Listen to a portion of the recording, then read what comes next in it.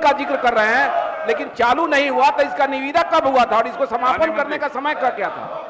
महोदय, मैं विस्तार से समीक्षा भी कर लेता हूं, पूरी जानकारी भी माननीय सदस्य को उपलब्ध दूंगा मैं महोदय। श्री अजीत शर्मा,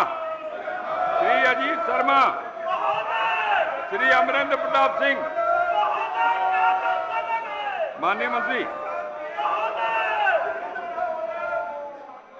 अध्यक्ष महोदय, वस्तुस्थिति यह है कि राज्य में आरक्षण का लाभ राज्य के मूल निवासियों को दिया जा रहा है, उसके बारे में समय पे रखिएगा। इस संबंध में CWJC संख्या 3270/2/224 इब्तिशाम शाहीन बनाम बिहार राज्य एवं अन्य में माननीय उच्च न्यायालय द्वारा दिनांक 1/4/24 को ये प्रश्न भी जनहित का है। जनहित का प्रश्न नहीं सुनना चाहते हैं, आप नहीं करना चाहते हैं। जनता के हित की चिंता नहीं है आपको। पारित आदेश के आलोक में विभाग के स्तर से आदेश पारित है। क्या चाहते हैं? सदन नहीं चले, जिससे यह स्पष्ट किया गया है कि बिहार राज्य के बाहर के महिला अभ्यर्थी को आरक्षण का लाभ दे नहीं होगा, जिसमें राज्य के सभी जिला शिक्षा पदाधिकारी को आवश्यक कार्य करने हेतु निर्देशित किया गया है। अगर माननीय सदस्य के संज्ञान में कोई ऐसे दृष्टांत आते हैं तो हमारे पास लाएं, हम उस पर निश्चित रूप से कार्रवाई करेंगे। धन्यवाद। अमरिंदर बाबू। महोदय, मैं जानना चाहता हूं, ये तो अदालत का निर्णय है जो 1/4/24 को आया था, लेकिन इसके पहले जो हजारों लोग इस प्रकार के बिहार के निवासी जो वंचित हो गए नौकरी पाने से, उनके संबंध में सरकार का क्या विचार है? अध्यक्ष महोदय, अगर इस तरह के कोई भी दृष्टांत आपके अगर अभ्यावेदन देंगे तो उन पर हम निश्चित रूप से विचार करेंगे, लेकिन हमारे संज्ञान में सभी ऐसे मामलों को देखा गया है। अगर कोई मामले अगर मामले कोई आते हैं और किसी की अर्हता सही है तो उस पर हम निर्णय लेंगे। महोदय, मैं आपके संज्ञान में लाकर के और सरकार को देना चाहता हूं कि सरकार ने 1,07,500 बहालियां की। जो दूसरी बहाली थी उसमें सिर्फ 30,000 बिहारी, 40,000 जो बाहर के दूसरे प्रदेश के थे वो लोग, और 37,500 वो लोग थे। का संबंध में महोदय, मैं 25/5/2024 का जो प्रभात खबर है उसमें ऑथेंटिक ये सूचना है कि 43 अभ्यर्थियों का जो दिव्यांग अभ्यर्थी हैं उनको चयनित किया गया और उनको नौकरी मिली। उसमें से बिहार के सिर्फ 8 दिव्यांग ही बहाल हो सके। महोदय, उनका क्या होगा? बैठ जाइए अमरिंदर बाबू।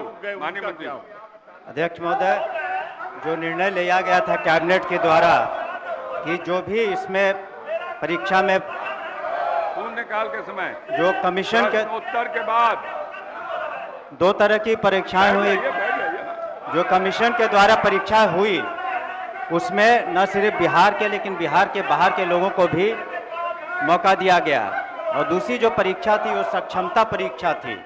उसमें जो लोग पूर्व से नियोजित शिक्षक थे उन लोग की बहाली नियुक्तियां की गई।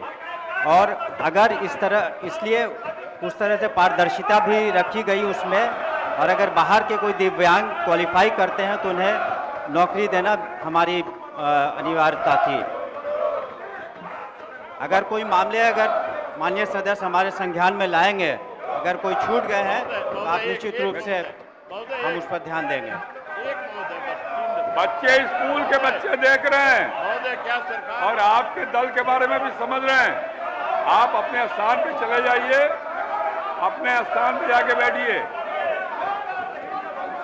महोदय, मत पीटिए।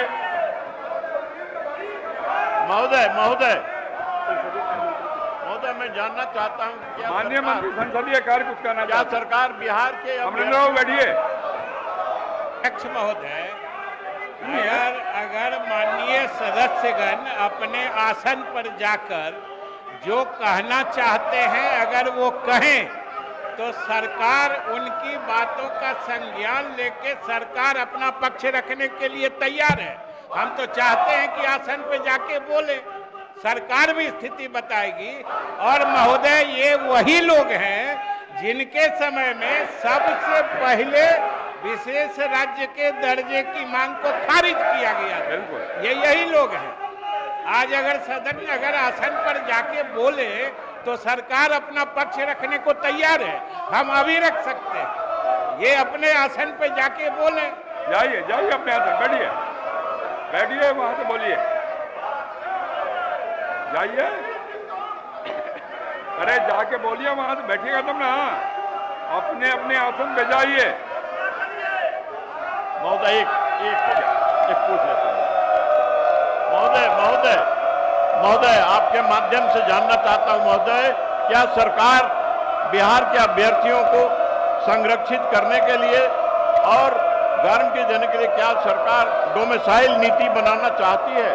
सरकार सजग है, सतर्क है, पूरी चिंता कर रही है। आपकी बात का संज्ञान सरकार ने लिया। बैठिए, डोमिसाइल नीति है जो। बैठिए। श्री अनिल कुमार, सब बच्चे देख रहे हैं, पूछता हूं महोदय। बच्चे देख रहे हैं और आपके बारे में समझ रहे हैं, क्या सोचते हैं आप?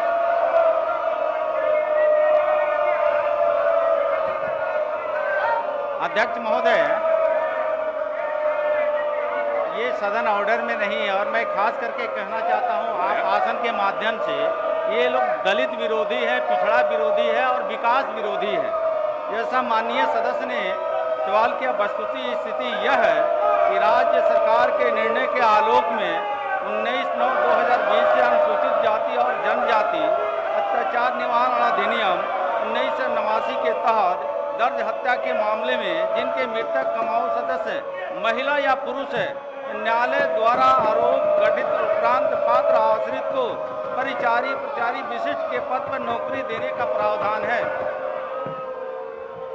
महोदय, मैं आपके माध्यम से पूछना चाहता हूं कि माननीय न्यायालय द्वारा आरोप गठन की प्रक्रिया में काफी समय लग जाता है। इस बीच सरकार आश्रित परिवार जिसकी स्थिति अत्यंत दयनीय हो जाती है, उस सरकार इसको लेकर के क्या काम करती है? बोलने का मौका दूसरी चीजें महोदय, पर कैपिटा इनकम के मामले में आज भी अनुसूचित जाति वर्ग की स्थिति बेहद ही दयनीय है। महोदय, क्या विभाग के पास ऐसा कोई डेटा है?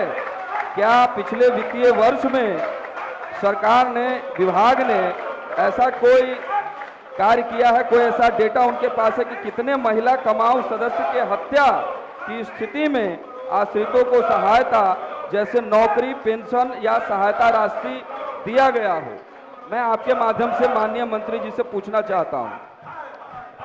माननीय अध्यक्ष महोदय, माननीय सदस्य को हम बताना चाहते हैं कि राज्य में जहां भी अनुसूचित जाति जनजाति को अत्याचार निवारण के तहत हत्याएं अगर होती है तो तत्काल रूप से 8,25,000 रुपया मृतक परिवार के आश्रितों को दिया जाता है।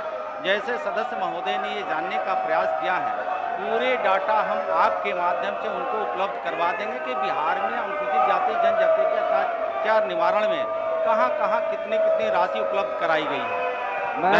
मैं माननीय मंत्री जी को बहुत बहुत धन्यवाद देता हूं। बहुत धन्यवाद। अब क्या नहीं चलाने का मन है? अरे जाइए, सब बच्चे आपका चरित्र देख रहे हैं। अवध बिहारी बाबू समझाइए ना, आप यहाँ बैठ के क्या करते थे, समझाइए। अब सभा की कार्रवाई 12 बजे दिन तक के लिए स्थगित की जाती है।